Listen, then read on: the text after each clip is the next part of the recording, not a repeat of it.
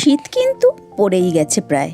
আর এই শীতকালে এই ডেজার্টটা আমাদের এমন কোনো বাড়ি হয়তো নেই যে বাড়িতে আমরা তৈরি করি না।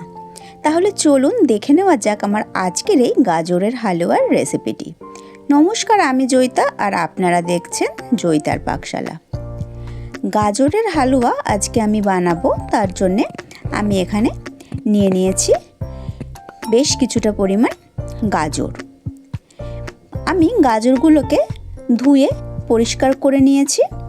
তারপর আমি গাজরটাকে একটা পিলারের সাহায্যে সম্পূর্ণ খোসাটা ছাড়িয়ে নিচ্ছি।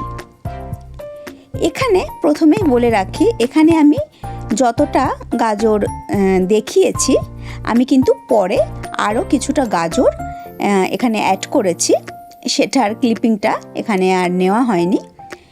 যাই হোক, তো আমি এখানে টোটাল 1 কেজি 250 গ্রাম গাজর ব্যবহার করেছি।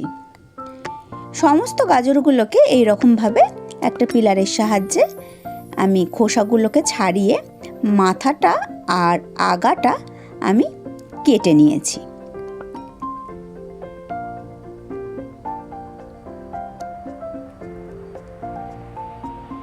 সমস্ত গাজরগুলো একই রকমভাবে ছাড়ানো হয়ে গেলে এবার একটা গ্রেটারের সাহায্যে আমি সমস্ত গাজরগুলোকে কুড়িয়ে নিচ্ছি।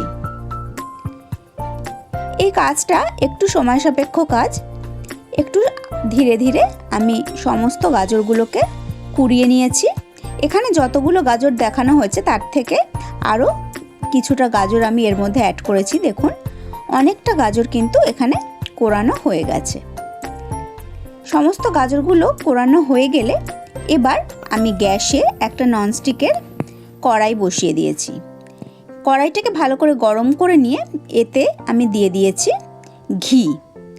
আপনারা কিন্তু চাইলে ঘিয়ের সঙ্গে সাদা তেলের ব্যবহার করতে পারেন, তবে আমি এটা পুরোটাই ঘিয়ে করেছি। ঘিয়ে করলে কিন্তু এই গাজরের হালুয়ার টেস্টটা অসম্ভব ভালো হয়। ঘিটা দিয়ে ঘিটাকে আমি পুরোপুরি মেল্ট করিয়ে নিচ্ছি আর খুব ভালো করে ঘিটাকে গরম করে নিচ্ছি। ঘিটা দেখুন খুব ভালো মতো গরম হয়ে গেছে, ধোঁয়া উঠতে শুরু করে দিয়েছে। এবার এই ঘিয়ের মধ্যে আমি সমস্ত কোরানো গাজরগুলোকে দিয়ে দিচ্ছি। আমি গ্যাসের ফ্লেমটাকে এই মুহূর্তে কিন্তু লোতেই রেখেছি।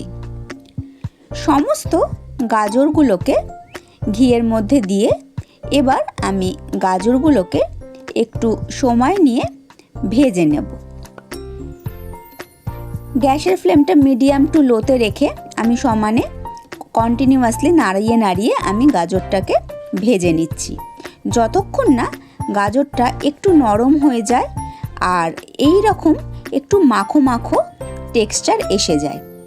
দেখুন, গাজরটা কিন্তু একটু মাখো মাখো টেক্সচার এসে গেছে আর একটু লাল লাল মতো হয়ে গেছে।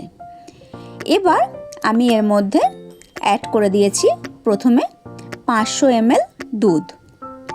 যেহেতু গাজরের পরিমাণটা অনেকটাই, আমার পরে মনে হয়েছে এখানে আরও একটু দুধের ব্যবহার করতে হবে, সেই জন্যে আমি এর পরে এখানে আরও 1 কাপ পরিমাণ দুধ দিয়ে দিয়েছি।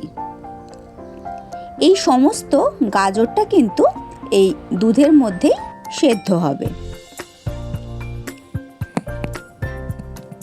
এই দুধটা আমি কিন্তু ফুল ফ্যাট মিল্ক ব্যবহার করেছি আর দুধটা আমি আগে থেকে জাল দিয়ে রেখেছিলাম।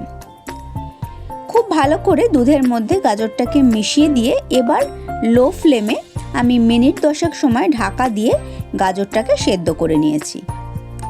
10 মিনিট বাদে আমি ঢাকনাটা খুলে নিয়েছি। দেখুন, গাজরগুলো কিন্তু অলমোস্ট সেদ্ধ হয়ে গেছে আর দুধটাও দেখুন কতটা কমে এসছে, মানে একটু বেশ মাখা মাখা টেক্সচার এসে গেছে। এবার আমি এর মধ্যে দিয়ে দিয়েছি চিনি। এখানে আমি চিনির ব্যবহার করেছি, আপনারা কিন্তু চাইলে এই স্টেজে কনডেন্স মিল্ক ব্যবহার করতে পারেন। আর চিনিটা কিন্তু যে যার টেস্ট অ্যাকর্ডিংই ব্যবহার করবেন। আমি এখানে মোটামুটি 150 গ্রাম পরিমাণ চিনি ব্যবহার করেছি, খুব একটা বেশি মিষ্টি আমি এখানে ব্যবহার করিনি। চিনিটা দিয়ে খুব ভালো করে মিশিয়ে নিচ্ছি এবার আমি কিন্তু আর ঢাকা দেব না, এবার আমি এটা ঢাকনাটা খুলেই রান্নাটা করব। চিনিটা মেল্ট হয়ে গেলে কিন্তু আবারও একটু পাতলা হয়ে যাবে, সেই জলটাকেও কিন্তু ভালো করে মরিয়ে নিতে হবে। দেখুন মিনিট 5-7 ঢাকনা খুলে কন্টিনিউয়াসলি নাড়িয়ে নাড়িয়ে আমি সেদ্ধ করে নিয়েছি। আর চিনির জলটাও কিন্তু অনেকটা মরে গেছে, চিনি যেটা লিকুইড হয়ে গেছিলো সেটাও মরে গেছে, দুধটাও অনেকটা কমে এসছে। এবার এই স্টেজে আমি এখানে দিয়ে দিয়েছি মিল্ক পাউডার। 10 টাকা দামের যে ছোট মিল্ক পাউডারের প্যাকেটগুলো পাওয়া যায় সেই রকম একটা প্যাকেট আমি এর মধ্যে অ্যাড করে দিয়েছি। আর আমি এখানে দিয়ে দিয়েছি 150 গ্রাম পরিমাণ খোয়া ক্ষীর।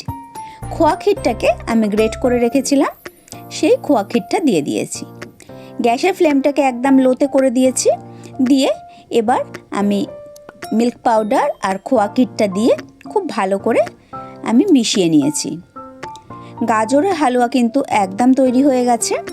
এবার এর ওপরে আমি কিছু ড্রাই ফ্রুটস দিয়ে দিচ্ছি। এখানে আমি কাজু, আমন্ড আর পেস্তা একদম মিহি করে কুচিয়ে রেখেছি, সেগুলো আমি সমস্ত এর মধ্যে দিয়ে খুব ভালো করে আরেকবার নাড়িয়ে মিশিয়ে নিচ্ছি। এখানে আমি গাজরের হালুয়াটা একটু নরম রেখেছি, আপনারা চাইলে আরেকটু শুকিয়ে নিতে পারেন। আমার একটু বেশি নরম নরমই ভালো লাগে, সেই জন্য আমি এই স্টেজেই রেখেছি। খুব ভালো করে ড্রাই ফ্রুটগুলো মিশিয়ে এবার আমি গ্যাসের ফ্লেমটা বন্ধ করে দিয়েছি, দিয়ে ঢাকা চাপা দিয়ে 10 মিনিট রেখে দিয়েছিলাম। 10 মিনিট বাদে আমি এই গাজরের হালুয়া কিন্তু সার্ভ করে দিয়েছি। ওপরে আমি সামান্য খোয়া ক্ষীর আর কিছু ড্রাই ফ্রুটস দিয়ে গার্নিশ করে দিয়েছি। এই গাজরের হালুয়া কিন্তু গরম গরমও খেতে অসাধারণ লাগে, আর ফ্রিজে রেখে ঠান্ডা করেও কিন্তু খেলে একদমই খারাপ লাগে না, ভীষণই ভালো লাগে। তাহলে আজকে আমার এই গাজরের হালুয়ার রেসিপি আপনাদের কেমন লাগলো অবশ্যই কিন্তু কমেন্ট করে জানাবেন। আমি আবার হাজির হয়ে যাব কোনো নতুন রেসিপি নিয়ে নেক্সট এপিসোডে। ভালো থাকবেন, সুস্থ থাকবেন। আর আপনারা দেখছিলেন জয়িতার পাকশালা। ধন্যবাদ।